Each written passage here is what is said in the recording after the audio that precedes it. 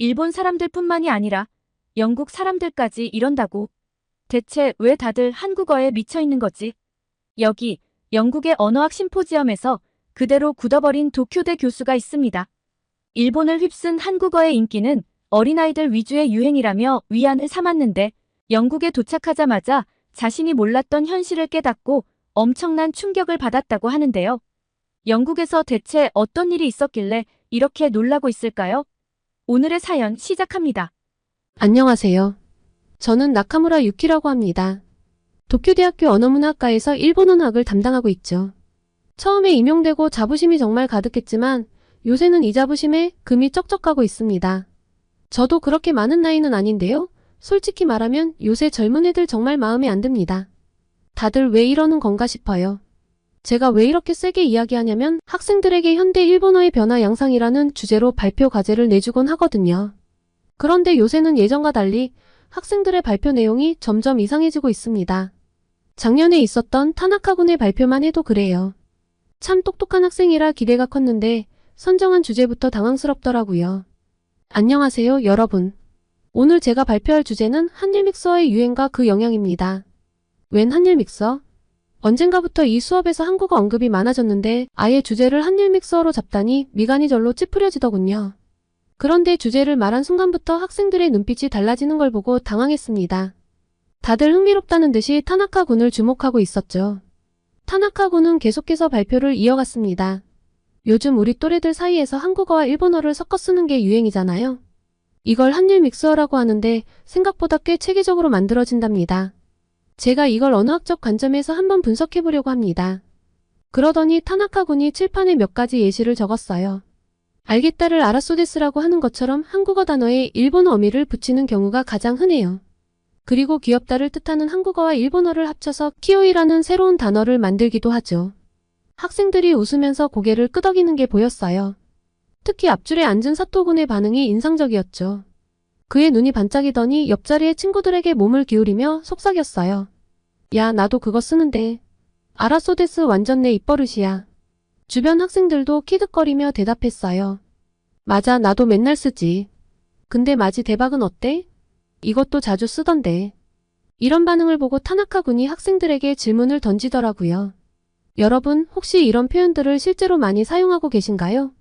그 질문에 교실이 갑자기 활기를 띠었어요. 여기저기서 손이 올라가고 목소리가 들려왔죠. 야마모토 군이 먼저 대답했어요. 네, 선생님. 저는 요즘 오빠라고 불리는 게 좋더라고요. 한국 드라마에서 봤는데 뭔가 멋있잖아요. 그 말에 여학생들이 웃으며 동의했고 스즈키 양이 이어 말했어요. 저는 키오이를 자주 써요. 귀엽다는 뜻인데 일본어랑 한국어가 섞인 거라 더 재미있어요. 교실 뒤쪽에서 나카무라 군이 손을 들었어요. 선생님, 저는 친구들이랑 카톡할 때 한글로 이름을 쓰는데 그게 더 쿨해 보여서 좋아요. 미야자키 양도 거들었죠. 맞아요. 저도 인스타 계정 이름을 한글로 바꿨어요. 팔로워가 훨씬 많이 늘었다니까요. 이런 이야기들을 들으니 한일 믹서가 단순한 유행을 넘어 학생들의 일상에 깊숙이 파고들어 있다는 걸 실감했어요. 그들에게 이건 새로운 자기 표현 방식이자 또래 문화의 중요한 일부분이 된 것 같았죠. 친구들의 호응이 좋으니 타나카 군이 굉장히 신나 보였습니다. 계속해서 설명을 이어갔죠. 재미있는 건 문법 구조도 섞는다는 거예요. 최고인가요? 를 최고가요?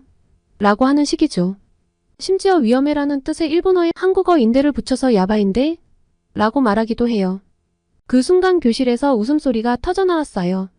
학생들이 모두 공감하며 웃는 모습이었습니다. 그 교실에서 유일하게 저만 소외되어 있었어요. 타나카 군이 마지막으로 말했습니다. 이런 현상이 단순한 유행을 넘어서 우리 언어 생활에 큰 영향을 미치고 있어요.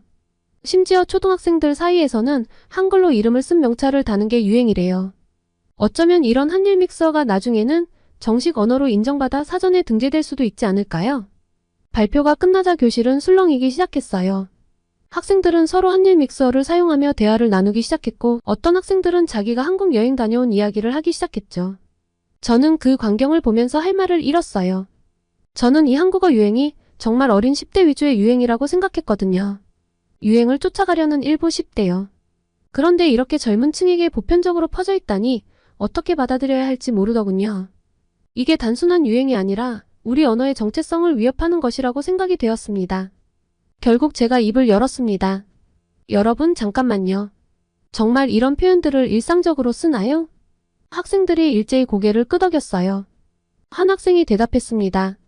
네, 교수님. 저희 친구들 사이에서는 이게 일상이에요. 가끔은 부모님들도 쓰시는데요. 한국 문화가 너무 멋있어서 자연스럽게 쓰게 돼요. 역시 한국의 것은 쿨하다 이런 인상을 주니까요. 쉬는 시간이 끝나고 다시 수업을 시작하면서 저는 학생들에게 물었어요. 여러분, 방금 전 타나카 군의 발표에 대해 어떻게 생각하나요? 한일 믹서가 우리 언어에 미치는 영향에 대해 각자의 의견을 들어보고 싶어요. 학생들은 적극적으로 자신의 생각을 말하기 시작했습니다. 대부분 긍정적인 반응이더군요. 우리가 영어를 쓰는 거나 한국어를 쓰는 거나 별 차이가 없다고 하는 거예요. 그럼 한국에 가본 적 있는 사람? 손 들어볼까요? 놀랍게도 반 이상의 학생들이 손을 들었어요. 한 학생이 신나서 말했습니다. 저는 작년에 한국 여행 다녀왔는데 정말 좋았어요. 거기서 배운 한국어랑 우리말을 섞었으니까 더 재미있더라고요. 다른 학생들도 너도 나도 한국 여행 이야기를 하기 시작했습니다. 아직 못 가본 학생들은 저도 꼭 가보고 싶어요. 라며 눈을 반짝였고요. 마지막으로 제가 물었습니다. 그럼 여러분, 우리 고유의 언어와 문화에 대해서는 어떻게 생각해요? 이렇게 외국 문화와 언어가 섞이는 게 좋다고 생각하나요? 잠시 침묵이 흐르더니 한 학생이 조심스럽게 대답했어요. 선생님, 저희가 한국어를 섞어 쓴다고 해서 우리 문화를 잊는 건 아니에요. 오히려 두 문화를 모두 이해하고 즐길 수 있어서 좋은 것 같아요. 다른 학생도 거들었습니다. 맞아요. 우리말도 소중하지만 다른 나라 말을 배우면서 우리 시야가 넓어지는 것 같아요. 이게 나쁜 건 아니라고 생각해요. 그 말을 듣고 저는 깊은 생각에 잠겼습니다. 학생들의 의견은 제가 생각했던 것과는 달랐어요. 그들에게 이 현상은 위협이 아니라 새로운 문화 경험이자 즐거움인 것 같았죠.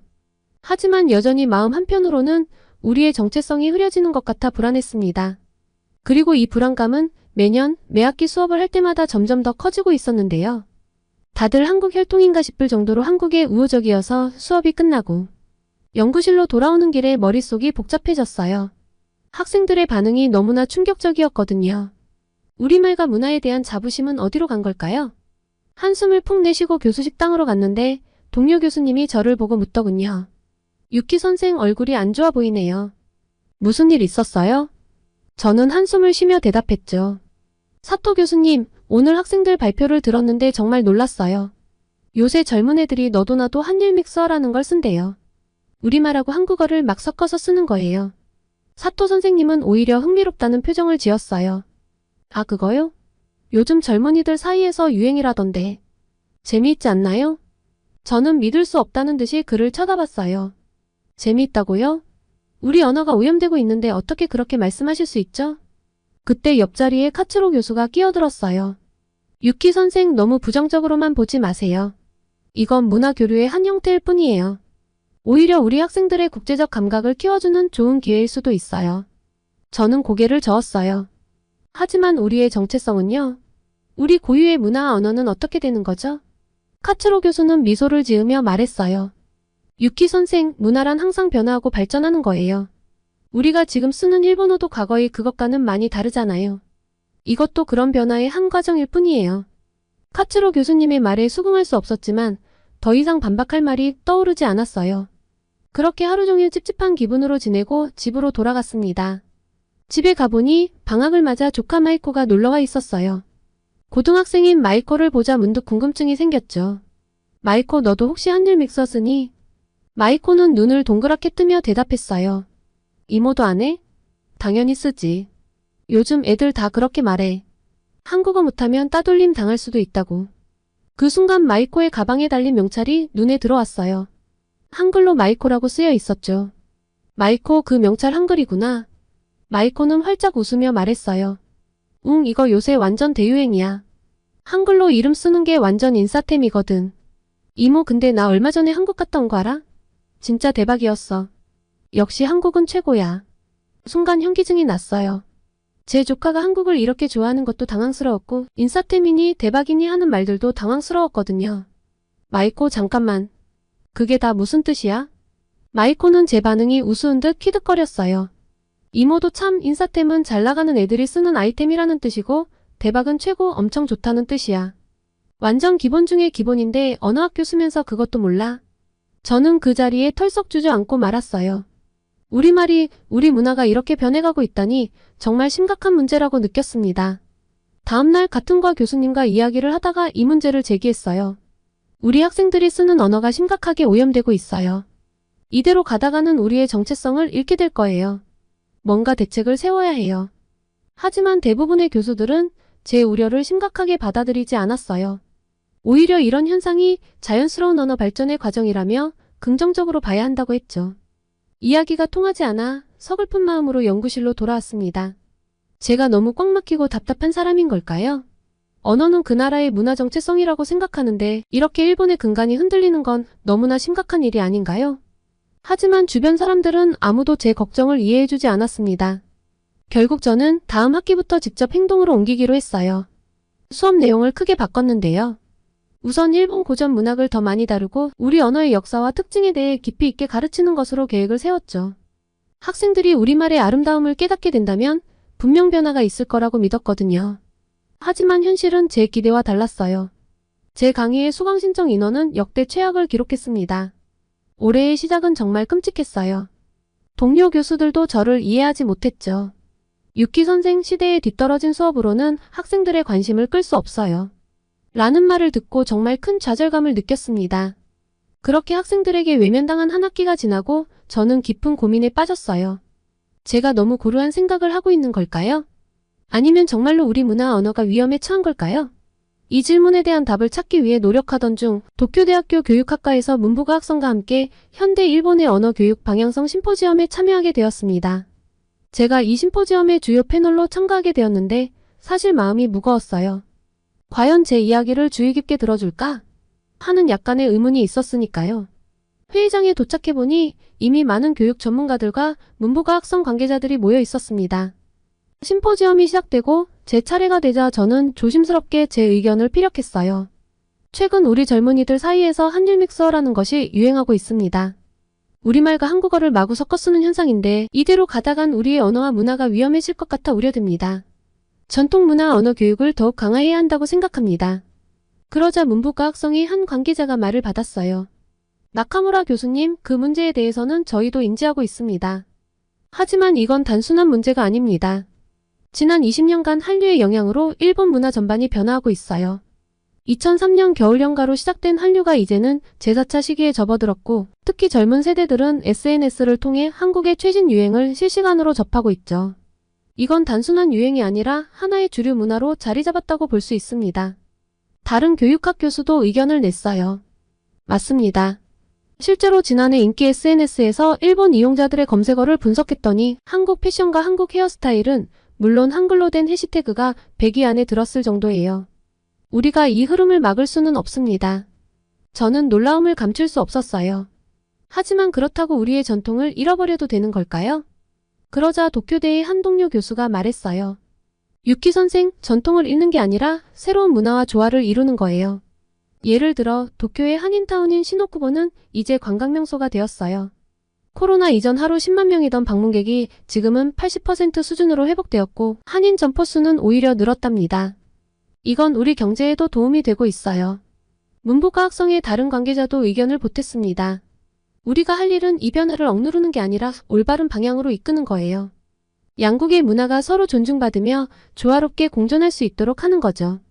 너무 일본의 것에만 집착하면 세계의 흐름을 못 쫓아갈 수 있어요. 저는 점점 고립되는 기분이 들었어요. 모두가 이 변화를 긍정적으로 바라보는 것 같았거든요. 하지만 여전히 제 마음속 걱정은 사라지지 않았습니다. 그렇다면 우리는 어떻게 해야 할까요? 그냥 이대로 두면 되는 건가요? 제가 물었어요. 다른 대학의 언어학 교수가 대답했습니다. 나카무라 선생님, 우리가 할 일은 이 변화를 이해하고 활용하는 거예요.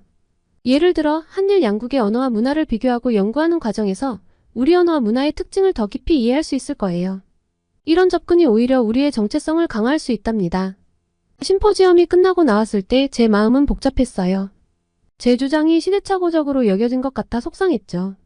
다들 저를 구닥다리 취급하는 것 같아 자존심이 상했어요. 집으로 돌아가는 길 좀 걷고 싶었습니다. 거리를 걸으며 주변을 둘러보니 곳곳에 한글로 된 간판들이 눈에 띄었어요. 한국 음식점, K-팝 굿즈샵, 심지어 한국어학원 광고까지 이런 광경을 보니 마음이 이상해졌어요. 내가 정말 이렇게 뒤처진 사람인가? 하는 생각에 더욱 우울해졌죠. 한숨을 쉬며 걸어가는데 갑자기 옆 가게에서 흘러나오는 음악이 귀에 들어왔어요. 한국 아이돌 노래였는데 어째서인지 그 경쾌한 리듬이 제 발걸음을 멈추게 했어요. 처음으로 그 음악을 편견 없이 들어보니 나쁘지 않다는 생각이 들었죠. 어쩌면 내가 너무 고집스럽게 생각했나? 하는 의문이 들기 시작했어요.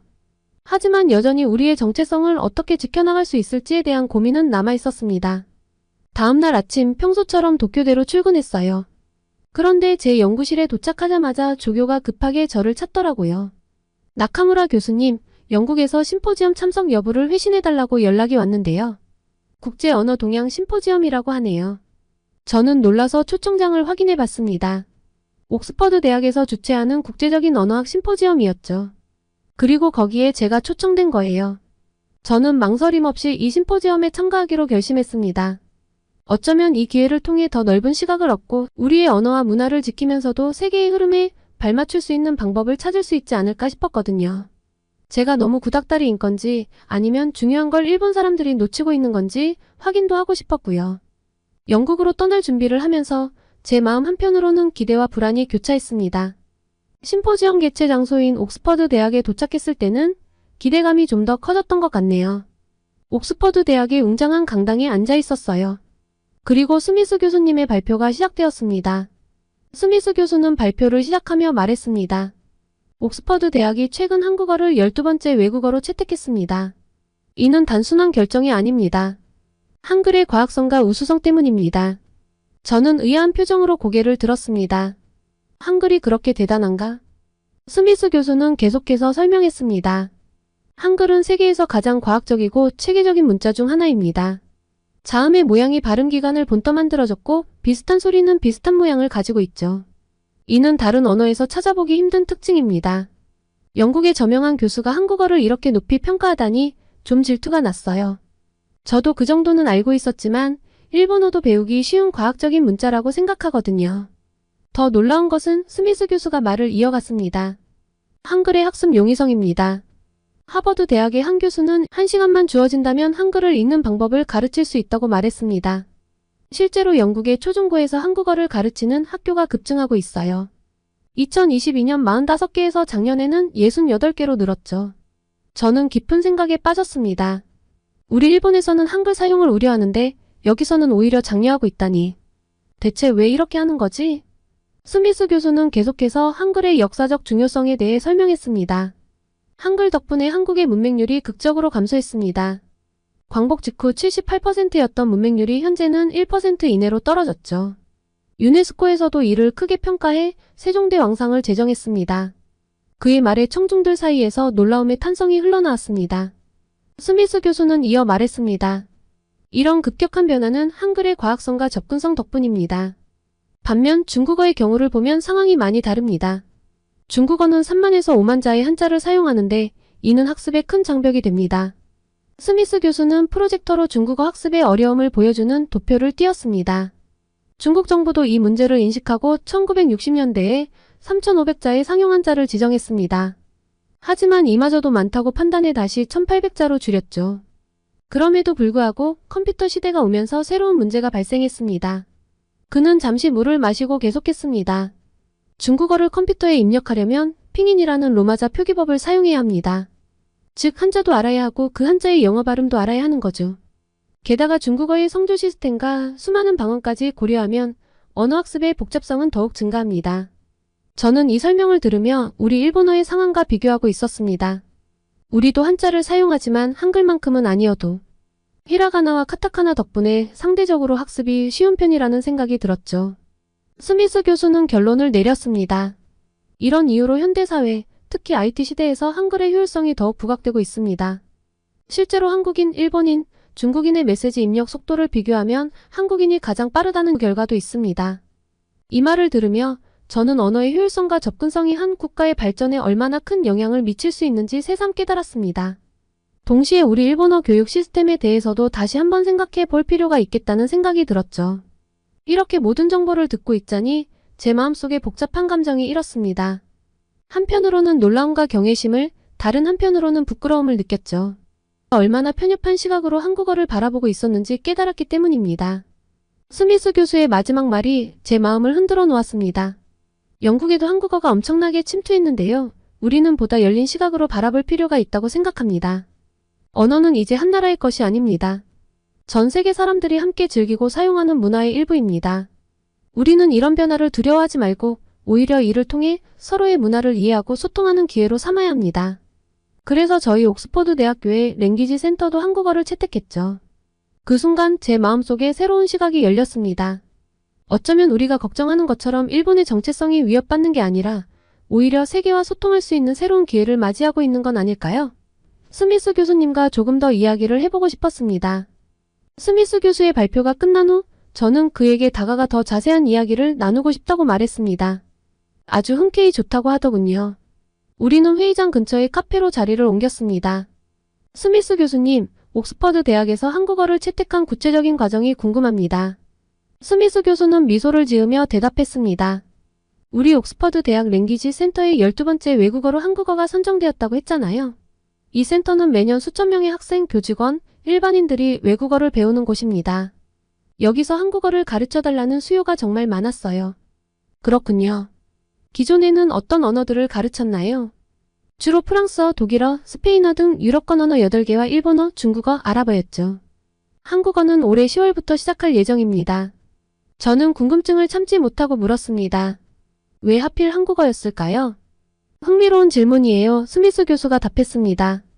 우리 아시아 중동학과의 조지은 교수가 이 프로젝트를 주도하고 있는데 그녀의 말에 따르면 한국어는 순수하게 영국 젊은 세대의 수요 때문에 채택되었다고 해요.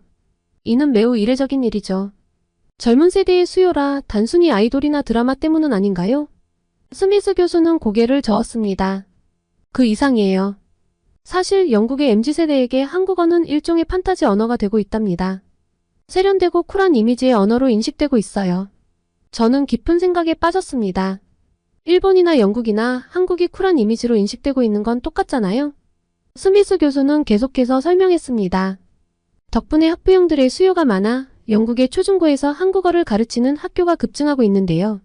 2022년 45개에서 작년에는 68개로 늘고 있고 영국 교육부에서도 이 현상에 큰 관심을 보이며 한국어 학습을 장려하고 있답니다.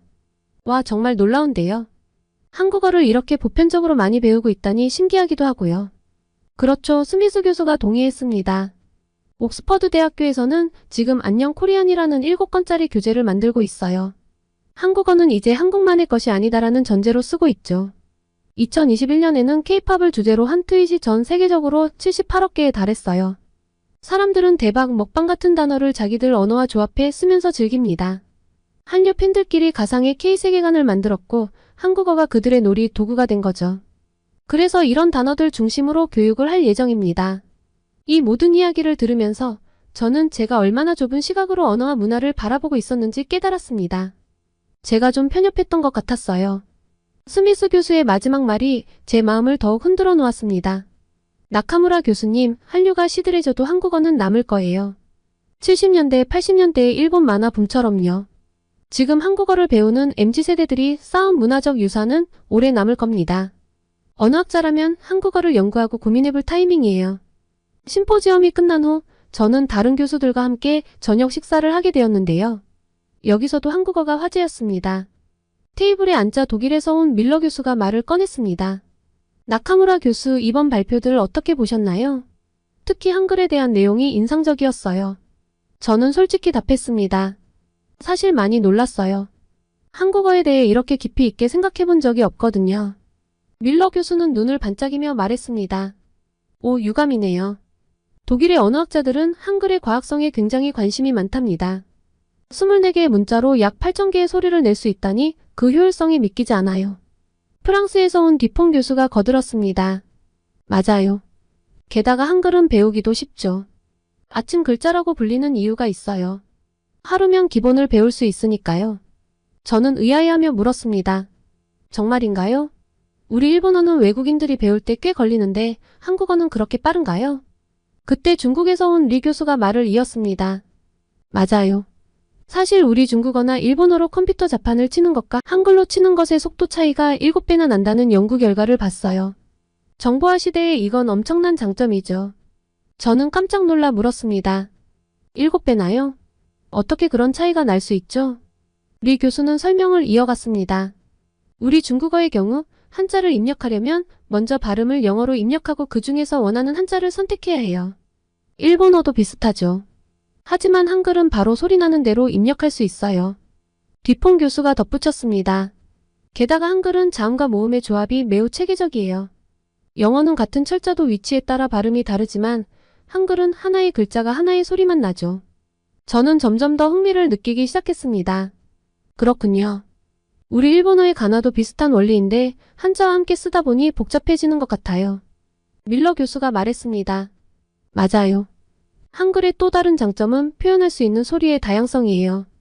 중국어가 400여 개, 일본어가 300여 개의 음절을 가진 데 비해 한글은 8,000개 이상의 음절을 표현할 수 있대요. 그래서 저는 요새 한국어를 연구하는 재미에 푹 빠져 있답니다. 이 모든 이야기를 들으면서 제가 얼마나 좁은 시각으로 언어를 바라보고 있었는지 깨달았어요. 한글은 단순히 다른 나라의 문자가 아니라 정말 뛰어난 과학적 체계를 가진 언어였던 거예요. 옥스퍼드에서의 심포지엄이 끝나고 일본으로 돌아오는 비행기 안에서 저는 깊은 생각에 잠겼어요. 영국에서의 경험은 제 시각을 완전히 바꿔놓았거든요.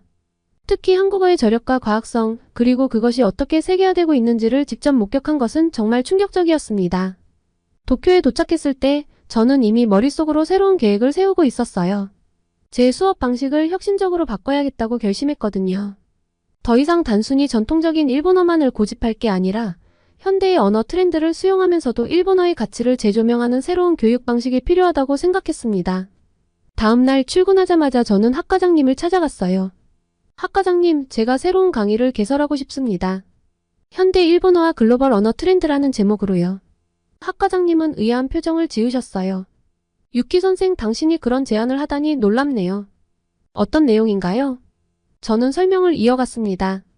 최근 우리나라 젊은이들 사이에서 유행하는 한일 믹스어를 포함해 현대 언어 트렌드를 분석하고 이해하는 수업이에요. 동시에 이를 통해 일본어의 고유한 가치와 특징을 재조명하고자 합니다. 학과장님은 잠시 생각에 잠기더니 말씀하셨어요. 흥미로운 제안이네요. 하지만 이전에는 이런 변화에 반대하지 않았나요? 저는 고개를 끄덕였어요. 네, 맞습니다. 하지만 영국에서의 경험을 통해 제 생각이 바뀌었어요. 우리가 변화를 두려워하기보다는 이해하고 활용해야 한다는 걸 깨달았습니다. 다행히 학과장님께서 제 제안을 받아들이셨고 저는 곧바로 새로운 강의 준비에 착수했어요. 이제 올해 2학기에 제 강의가 첫 선을 보일 예정입니다. 이제 곧 다가올 수강 신청 기간이 저를 설레게 하면서도 동시에 불안하게 만들고 있어요. 새로운 수업 방식이 학생들에게 어떻게 받아들여질지, 과연 많은 학생들이 관심을 가질지 정말 궁금합니다. 그런데 잘 될 것 같아요. 우리 조교 친구와 이야기를 나눠봤는데 아주 긍정적인 이야기를 전하더라고요. 선생님, 이번 수업에 대해 학생들 사이에서 꽤 화제가 되고 있어요. SNS에서 이 수업에 대한 글을 몇 개 봤는데 반응이 꽤 있던데요. 그래? 어떤 반응들이었어? 제가 궁금해서 물었습니다. 다들 흥미롭다고 해요. 특히 한국어와 관련해서 깊게 파고드는 것들이 흥미롭다고 하더라고요. 한 번도 제 수업이 SNS에서 언급된 적이 없어 조금 당황스럽긴 했는데요. 조교의 말을 들으니 약간 기대가 되었어요. 최소한 학생들 사이에서 관심을 받고 있다는 것은 긍정적인 신호 아닐까요? 선생님, 제 생각에는 걱정하지 않으셔도 될 것 같아요. 조교가 덧붙였습니다. 요즘 학생들은 새로운 것에 대한 호기심이 많거든요. 이런 혁신적인 수업이 인기 있을 거예요. 조교의 말에 조금은 안심이 되었지만 여전히 수강 신청 결과가 궁금해요. 과연 몇 명의 학생이 이 수업을 선택할까요? 강의실이 가득 찰까요? 아니면 소수의 학생들만 관심을 가질까요? 수강 신청 시작일이 다가올수록 제 마음은 점점 더 초조해져 갑니다. 하지만 동시에 이 도전이 가져올 새로운 가능성에 대한 기대감도 커지고 있어요. 이 수업이 학생들에게 일본어와 세계 언어에 대한 새로운 시각을 제공할 수 있기를, 그리고 그들의 호기심과 열정을 자극할 수 있기를 진심으로 바랍니다. 수강 신청 결과가 어떻게 나오든 이 과정 자체가 우리 학과와 제 자신에게 중요한 학습의 기회가 될 거라고 믿어요. 학생들의 관심사와 요구를 더 잘 이해하고 그에 맞춰 우리의 교육 방식을 발전시킬 수 있을 테니까요. 이제 정말 얼마 남지 않았네요. 수강 신청이 시작되는 그 순간 제 심장은 아마도 쿵쾅거릴 것 같아요. 하지만 그 결과가 어떻든 이것이 새로운 시작이 될 거라는 걸 알고 있습니다. 일본어 교육의 새로운 장을 열 수 있기를 진심으로 희망해 봅니다. 한국어 연구도 꾸준히 해볼 생각인데요. 한국에서도 언어학 교류를 이어나갈 예정이라 한국에 조만간 방문할 것 같아요. 한국에 가게 되면 또 메일을 보내보겠습니다. 오늘은 한국어가 일본을 넘어 전 세계적으로 선호되고 있는 현상을 받아들이지 못하던 일본 여교수가 생각을 바꾸고 한국어의 과학성과 놀라움을 깨닫고 받아들이게 된 사연이었습니다. 오늘의 사연이 마음에 드셨다면 구독과 좋아요를 눌러주세요. 여러분의 구독과 좋아요는 계속해서 좋은 사연을 소개할 수 있는 힘이 됩니다. 이상 감동저장소였습니다.